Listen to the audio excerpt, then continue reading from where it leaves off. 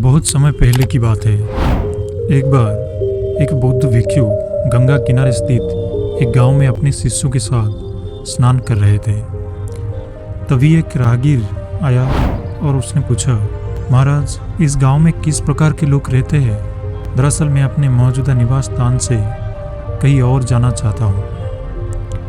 बुद्ध भिक्षुक बोली, अभी जहाँ तुम रहते हो वहाँ किस प्रकार के लोग रहते हैं? राजगीर ने बोली, मत पूछिए महाराज, वहाँ तो एक से बढ़कर एक कपटी और बुरे लोग बसे हुए हैं। राहगीर बोला।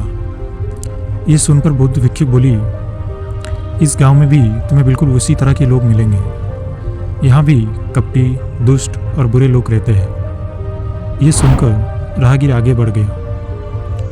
कुछ समय बाद एक दूसरा राहगीर वहाँ से गुजरा।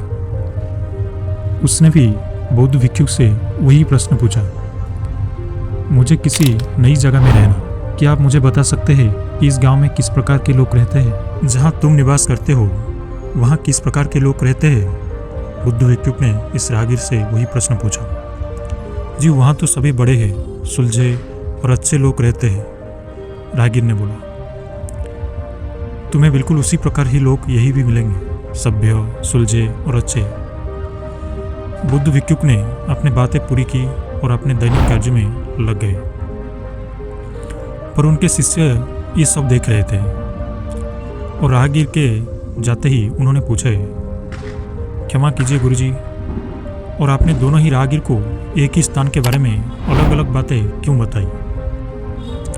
बुद्ध भिक्षुक गंभीरता से बोली, शिष्यों, आमतौर पर हम चीज़ों को वैसे नहीं देखते हैं जैसे वो है, बल्कि उन्हें हम ऐसे देखते हैं जैसे कि हम खुद हैं।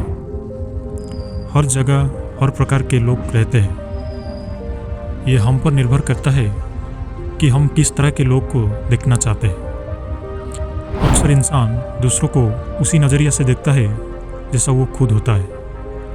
उस पहले राहगीर को सभी गांववासी कपटी, दुष्ट और बुरे लोग लग रहे थे, क्योंकि वो खुद अंदर से कपटी, दुष्ट और बुरी सोच वाला इंसान था। जबकि इस दूसरे राहगीर को सभी लोग सब सुलझे और अच्छे विचार वाले लगे, क्योंकि वो खुद सभ्य, सुलझे और अच्छे विचार वाले इंसान था।